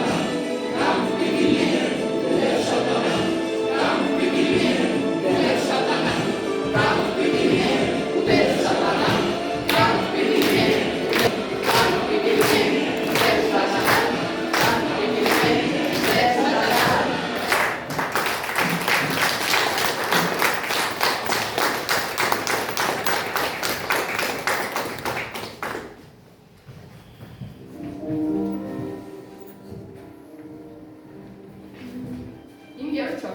Ինգերորդ շաբաթվա ընթացքում մենք նաև պաստան ենք պատրաստել, որի պատրաստման ընթացքը կներկայացնենք ձեր ուշադրությանը քիչ անց։ 5-րդ շաբաթ՝ սևակը մեծերի մասին։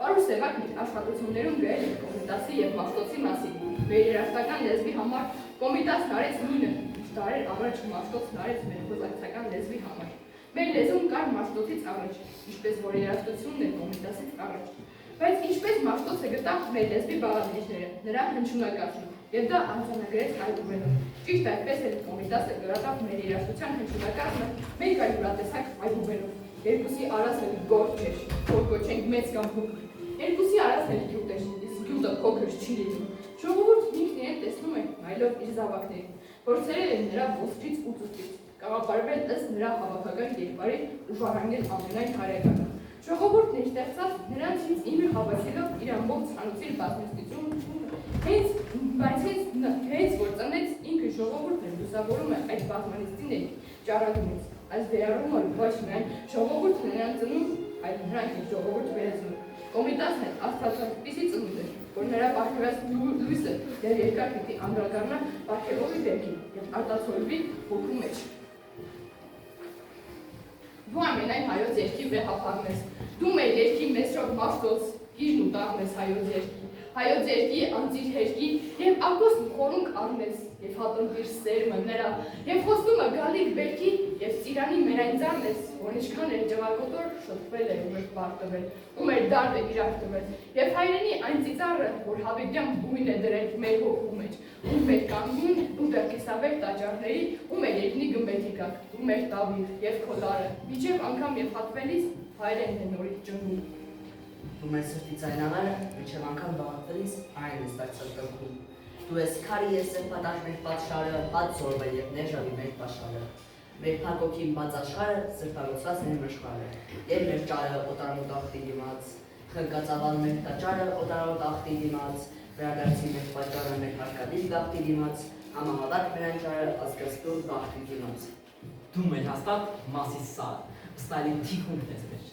մեր երկերի ծոված սար, բյուրակը, ակունքն ես մեր կարոտած հավքի լեզուն, մեր կարոտած ֆիդանիարը, մեր լեփլեցուն հոգիների ձայնատարը, մեր երկերի խազը, նոտան, ձայնատարը, ձայնած փյուրը կենդանի ու ձայների թանգարանը, մեր երկերի թանգարանը։ Գրել Կոմիտասի մասին հավասարը զոր էր գրել հայ ժողովրդի վերջին 100 տարվա պատմությունը։ Ժողովրդի կյանքով ու երազանքներով, կենցաղով ու գոյամարտով, երկրելով ու լացով, եվրոպական դիվանագիտությամբ և թրքական բարբարոսությամբ, ազգագրությամբ ու ազգագիտությամբ, անցյալով ու ապագայով։ Շատ ուշ իմացան Կոմիտաս բանաստեղծի մասին, և շատերը զարմացան, իսկ ես բնավ։ Նախ այն պատճառով, որ եթե Աստված տվեց, էլ չի հարցնում չափը։ Կոմիտասն էլ աստվածածուներից էր, և բնավ զարմանալու բան չկա, որ Աստված նրան տվել էր նաև բանաստեղծելու շնորհ։ Չզարմացան նաև այն պատճառով, որ քաջացանոթ էին 1000 ունի խաղի, այն երկու պրակին ժամանակին հրատարակել էին Մանուկ Աբեղյանն ու Կոմիտասը։ Անկարելի է չլինել բանաստեղծ և բազմաթիվ տարբերակներից ընտրել այն տողերն ու բառերը կամ անել այն շտումները, որ կատարված են այդ պրակումներում։ Ժողովրդական հումոր նյութի համեմատությամբ։ Կախարդում է ու մոռում է աստվածային Կոմիտասը, գինու կարած ուրիշներին, մեծ հերիք է Կոմիտասը։ Իսկ Զոհաբայ Անդրանիկի մասին գրել է. Անդրանիկը մեծ էր ու սուրբ, քաջ, անպար, աններ, ամենաբարձր երախտագիտության անջանի ժողովրդական հերոս, որի անունը չմեծարելը հանցագործություն է։ Անդրանիկի մասին բաց իմանալը հավասար է իր ժողովրդի նորմալ պատմության անգետ լինելու, բայց ամոթից գետի դեպի մտնենք ոչ թե մենք, որ մի ամոթ չտերունենք, այլ նրանք, որոնց վզին ենք ու մերես անգիտության պատերի, բայց անկավելիներ։ Եվ թվում է, թե հասել է ժամանակը, որպեսզի այսօր դվանանք մեր ամոթանքը։ Այս է հատկապես մեր սերնդի մարդկանց առաջին ճիշտը։ Ես անհարմար եմ զգում, ուղղակի ամաչում եմ, մեծանքի որևէ խոսք ասել Անդրանիկի հիշատակին։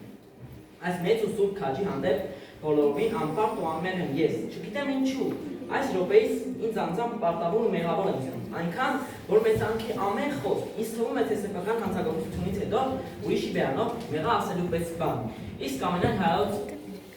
բանաստեղծ Հովհաննես Թումանյանի մասին գրել է. Թումանյանը անհատ չէր, թեկուզ և շատ մեծանալ։ Նա անհատականացված ազգ էր, կենսահայացությամբ և կենսափիլիսոփայությամբ տոգարված։ Ամեն մի ճշմարիտ արվեստագետ էր, որը շատ չափով անզուգական է։ Այդ է նրա ծննդյան նախապայմանը։ Բայց եթե անզուգականության բառին տանք ոչ թե որոշալ այլ բացարձակ կիրառությունը, ապա համարձակվում եմ ասելու, որ մեր նոր գրականության մեծերից ոչ մեկ գործունեությունը այնքան չի վայելում անզուգական բառը, որքան Թումանյանի։ Դեպի ետ նայելով, անզուգական կարող ենք անվանել միայն նարեկացուն և քուչակի, միջազգային միջավայրում։ Ուսայատ նովային միայն ազգային միջավայրում։ Նոր ժամանակներում միայն Թումանյանին, դարձյալ ազգային միջավայրում։ Իսկ ինչու միայն Թումանյանին։ Մի վայրկյան երևակայեցեք, թե չի եղել Թումանյանը։ Նրա տեղը կմնար Խաբուր, ինչպես որ տեղը կմնար Մեկ Աբովյանը։ Միայն սրանք։ Հենց այս է, որ նշանակում է անզուգական։ Գրել է հետևյալ իմաստուն խոսքեր, որոնք կարդալից բացարձակ ճշմարտություն ես գտնում ու ցուցանում։ Թումանյանն ու Իսահակյանը մեր թիկունքն են, մեր մեջքը, մեր հետնապահ զորագունդը, իսկ մենք մոռացած պատկառանք ու հարգանք նրանց մենք առաջ ենք դրել ու բլում ենք թաքնվելով նրանց թիկնեղության ետևում։ Իսկ Տերյանի մասին գրել է. Տերյանին ճիշտ հասկացան ու գնահատեցին Թումանյանն ու Իսահակյանը, և ոչ միայն հասկացան ու գնահատեցին, այլև արտահայտեցին, որ նա է ուղղել բարձրության բառը։ Տերյանի գլխավոր դասը իհարկե նրա պոեզիան։ Իսկ Չարենցի մասին գրել է. Չարենցը մեր հանրության վերջին հեղափոխականն է, այսինքն նորարարը, անկասկած է, որ մեր բանաստեղծության մատուցած նրա բոլոր ծառայությունների մեջ էլ մեծագույնը նույնն է, ինչ Հերակլեսին է, աղոների մաքրումը։ Բաքոնցը աշխարհի եզակի անկրկնելի գրողներից է, թեև եզակի անկրկնելին դեռ չի նշանակում ամենը։ Կարելի է մեզ, բայց ոչ անկրկնելի, ոչ եզակի։ Իսկ անկրկնելին, եթե ոչ ամենամեծ, ապա միշտ մեծ է լինում։ Միրհավը մեր ազգային ամենամեծ սիրաբերն է, ինչպես ռուսների համար Աննա Կարինինան։ Ծավալը չէ կարևոր։ Մենք ունենք նաև ծավալուն սիրաբերներ, օրինակ Անահիտը։ Այս սիրո այն ազգային վիպակները, որ արկա է այդ փոքրիկ պատմվածքում։ Միրհավը շատ երկար կապի, սիրո չափ երկար։ Մեծ է օշականը, մեծ է, մեր բերիսկին է, հիացել է նրա պատմվածքները, ու չեմ իմացել, թե ինչ զոր քննադատ է։ Ոչ մենք կարող ենք, այլև պարտավոր ենք պարտությամբ նշելու, որ հայագիտության բոլոր երախտավորների մեջ այսօր Մանուկ Աբուքյանն է ամենաներդաշնակ, ավելի ճշգրիտ ասավ կատարյալ դեմքը։ Սարյանը, ինչպես ամեն մի ճշմարիտ ու մեծ գրող, արվեստի մեջ բարենորոքիչ է, և նրանից շատ բան կարող է ուսանել մի ամբողջ ուսանել և ոչ թե ընդօրինակել, ինքն իրեն ճանաչել և ոչ թե նմանվել։ Սարյանը օժտված է մի այնպիսի ձիրքով, որ շատ քչերն են ունենում, մարդկանց սիրելու դժվարություն տաղանդով։ Նա մարդկանց չի դատապարտում, այլ սիրում է նրանց։ Ահա թե ինչու նա բացասական կերպարներ չունի։ Նա բնավորության ամենաբերող գիծը բարությունն է։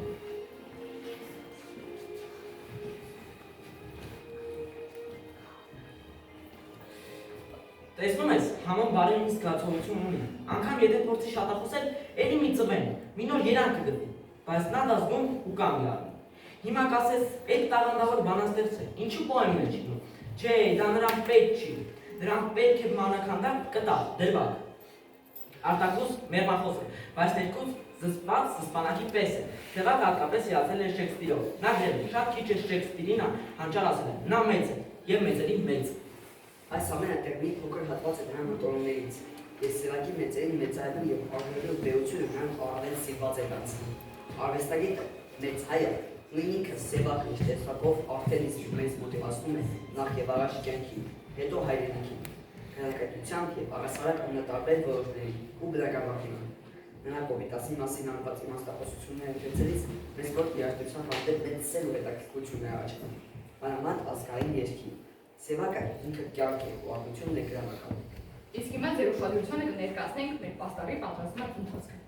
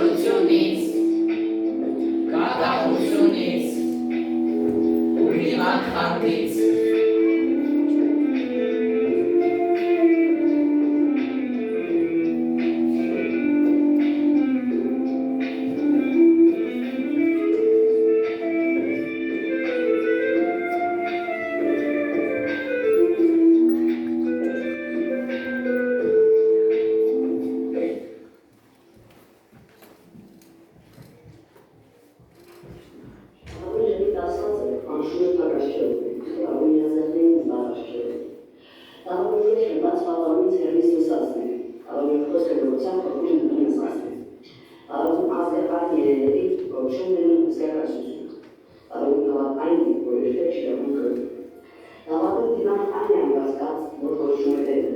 Լավագույն դերը վատխարացված է, լավագույն սերը կիսատվված, լավագույն տաշած դահատածը վարդն է, լավագույն կամիջն աշխարհում երևի մարդ է։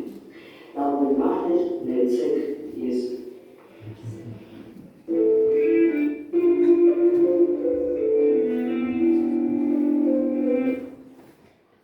Հանգարել ինչի համար, գարուն էր, չեկած համար, փուլ եկավ երկնականար, ձուն մարեց մեր բաց գողտին, ձուն մարեց գրակի պես, գարունա, ձուն մարեց, հետերը մեր երերման ուզեցին երակի պես, արունը ջուրա դարձել, ձորերը շիրին դարձան, վիհերը երեսմանուց, ջուրը մեր տուննա տարել, ամեն քարդուն հահարզան, ամեն բնվարման նելոց, բնավել հաղքենք դարձել, ինչքան բար ողջ եմ բնիչ, ինչքան երեք ողջ է տալով, զուլում է լավ, թրին է սրի, լավ մանգա, լավ բավ մաչ, տնավեշ, բնավենաչ, մեր հողը, մեր հայրենին, մեր երկիրն ամարեցով, սեր կավիշ սևասիր մարել, հինավուն ստողնիկ միած, չներավ, այն մահացավ, գարունա, կին մարել։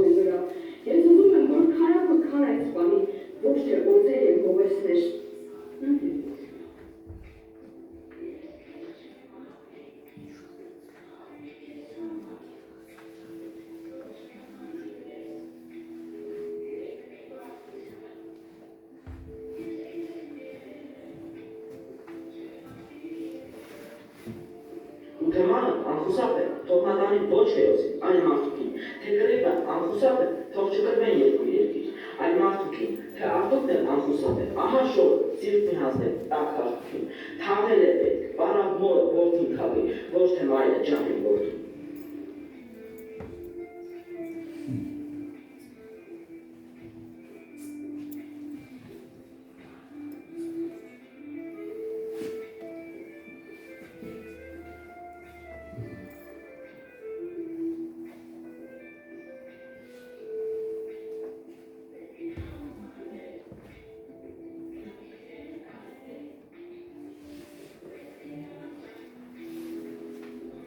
Ես ուզում եմ, եթե գերվել ոչ ճշտումից, այլ խելքահան արջիկներից, եթե մերվել, ապա եսել չթթվելով, եթե լարվել, ապա միայն ստեղծելիս, եթե ճարվել, ապա փրկել մենամերձին, եթե ներվել, էլ չմիջել, էլ չկրվել, եթե սիրվել միայն մեկից և մեկ անգամ։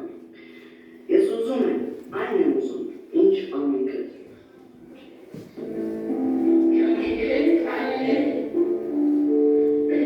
Այս կյանքում նոր էջերված է, նոր կյանքով ապրել, ծաղկել և դաժան ցավը, շատ խորը թաղել։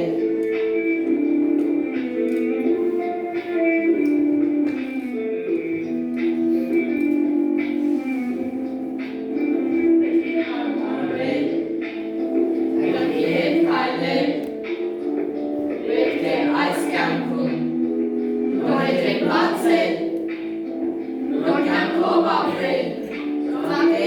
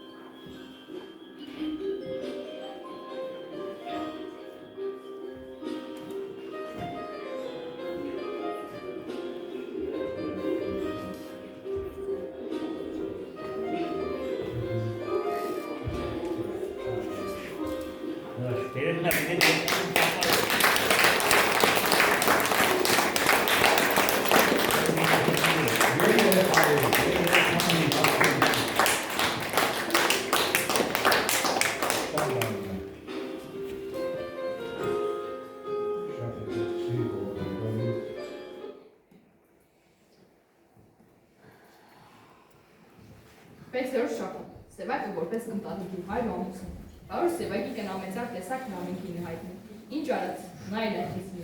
Բայց եկեք համաձայնենք, որ առանց կանանց թեթևաթանքների նա չէր օգտվի իրեն ընձեռնած հնարավորությունից։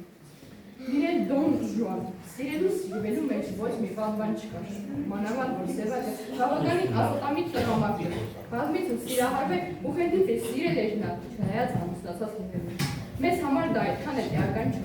քանզի նրա սիրահարված լինելու արդյունքում են ծնվել ամենասիրություն բանաստեղծությունները սիրո մասին։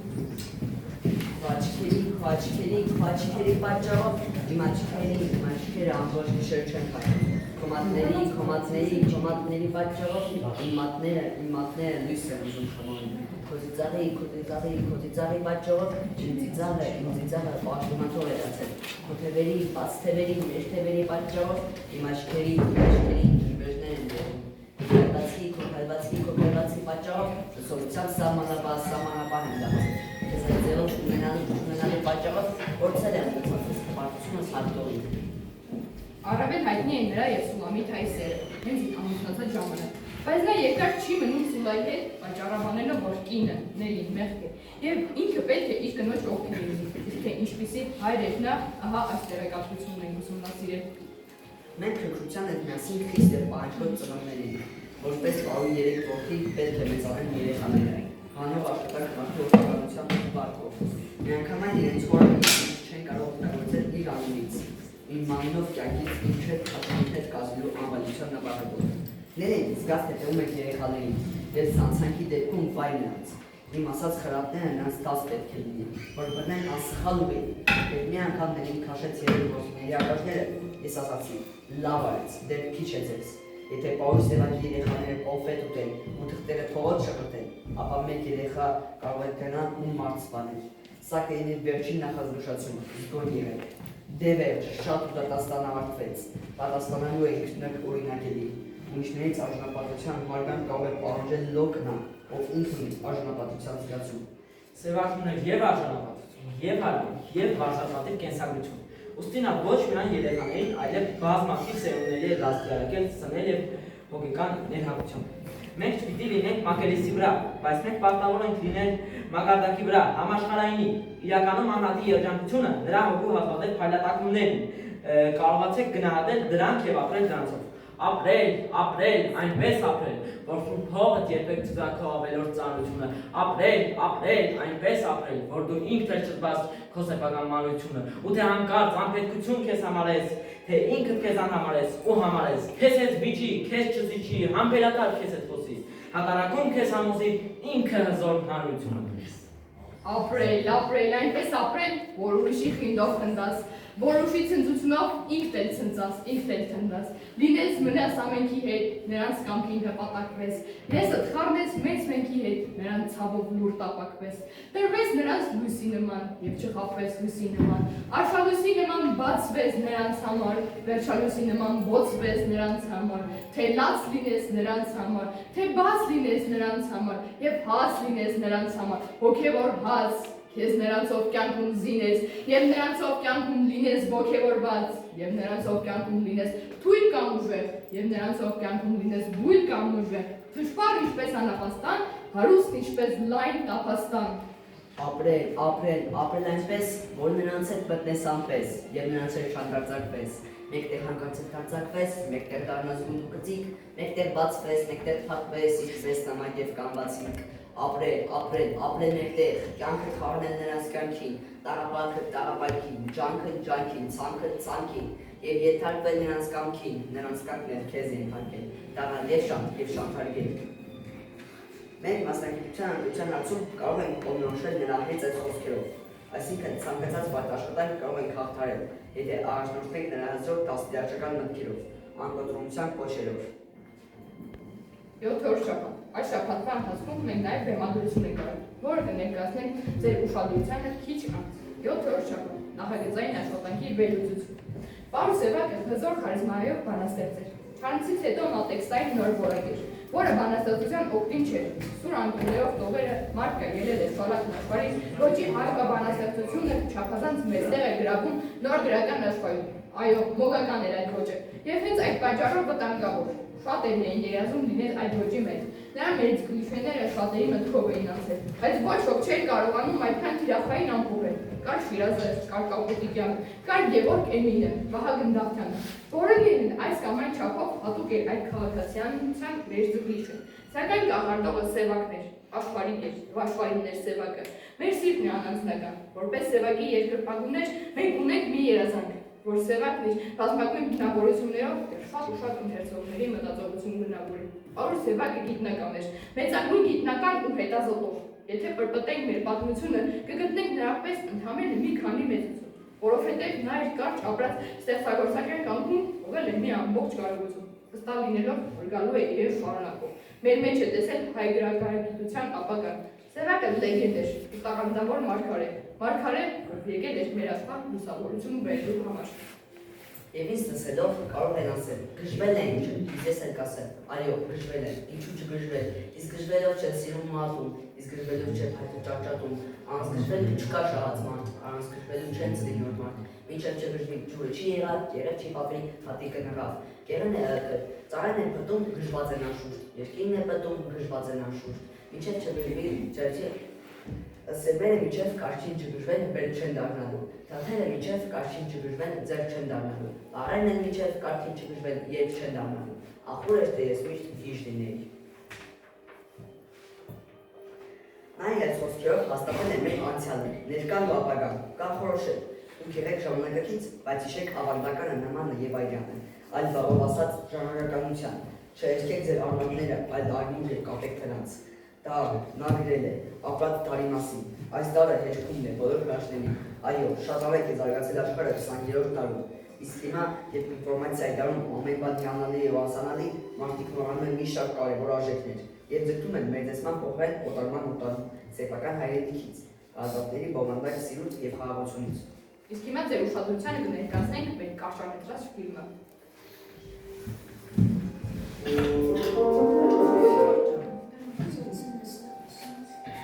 1962 թվականի հոկտեմբերին Հայաստան էր ժամանել ֆրանսիահայ գրող Կարոլ Կոլոտնյանը։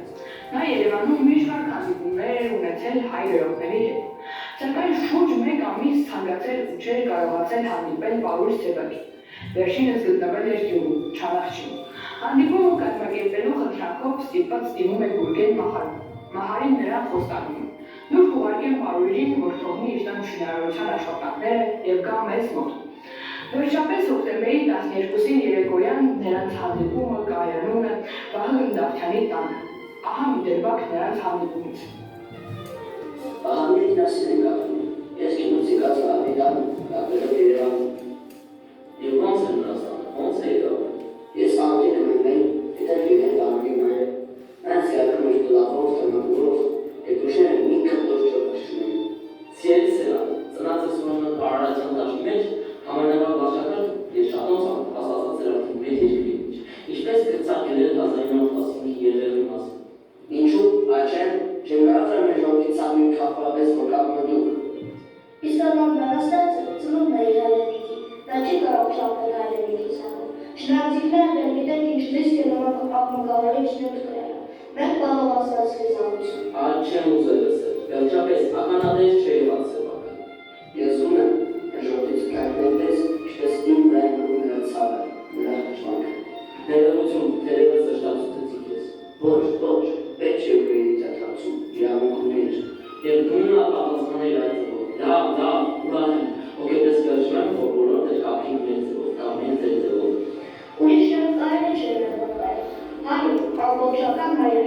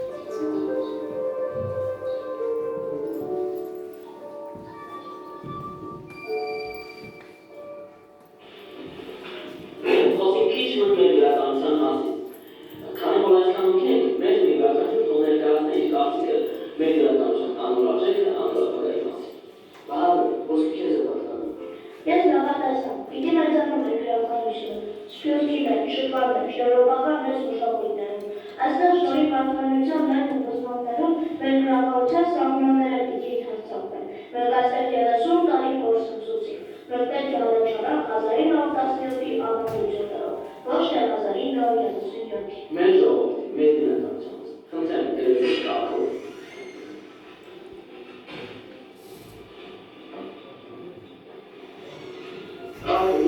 Ես եմ ուզում ամփոփել մեր ժողովրդի կարծիքս մեր ժողովրդի մասին, առանց մեր մի քանի տող, մեր հույսերը, ապագայի իրավունքները։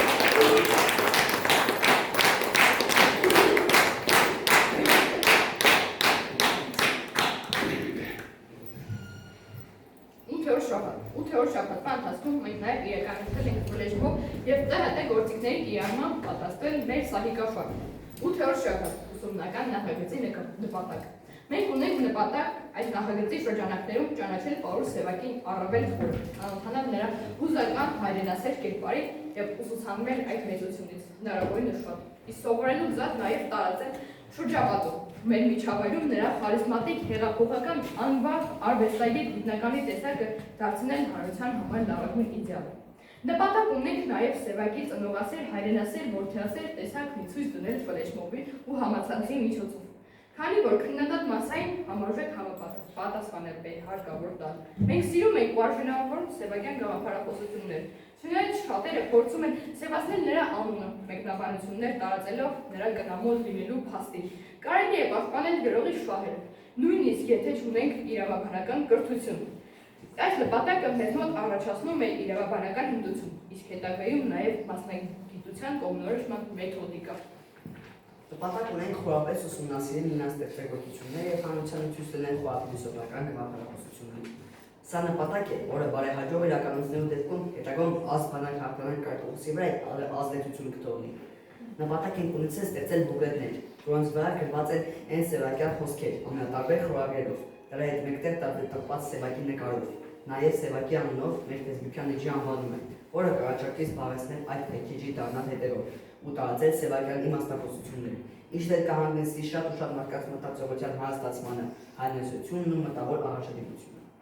9 օր շաբաթվա ընթացքում եղել է մեր նախագծային աշխատանքի նախապաշտպանությունը։ 9 օր շաբաթ նախագծային աշխատանքի հիմնահարցերը։ Մենք ունենք ընթերցանության դեֆիցիտ, իսկ ընթերցանության խթան հանդիսանալու համար մենք պետք է ինքներս մեզ հարց ուղղենք։ Ինչն է պատճառը, ինչպես կարող ենք նվաստել ընթերցանության մոտիվացիան, ինչ մեթոդներ կիրառենք, որ սևակյան աուդիտորիան ճանաչի սևակին առավել խորը, չէ որ սևակը միայն սեր ու հայրենիք չի երկրել, այլ բնություն, այլ լեզու, համաշխարհային գրագիտություն եւ իհարկե աստվածաբանություն։ Իսկ այս եւ մնացած մյուս բոլոր հիմնահարցերը մենք ուղղում ենք ոչ միայն մեզ, այլ նաեւ մեր շրջապատին։ Մենք ուժեղ ենք միասին։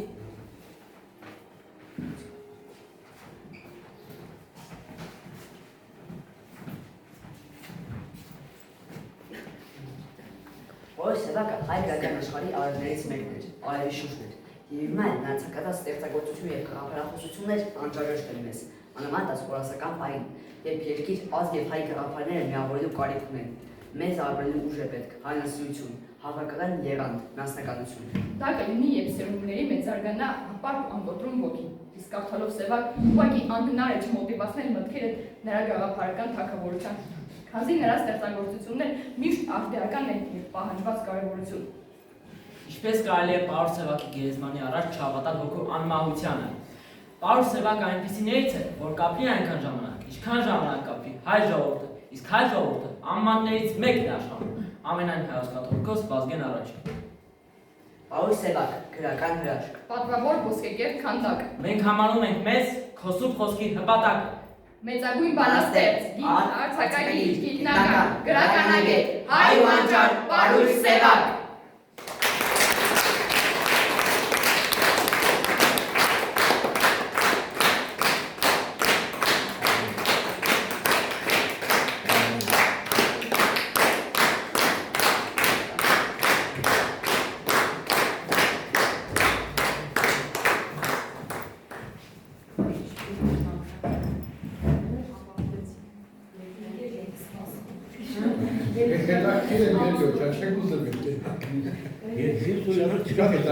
Շատ լավն է։ Ասեք ձեր խոսքը։ Ասեք, կուկասեք, վեյ։ Ես շնացած երբ սովորողներից եմ գոհ, որովհետև մենք առաջին անգամ էինք նման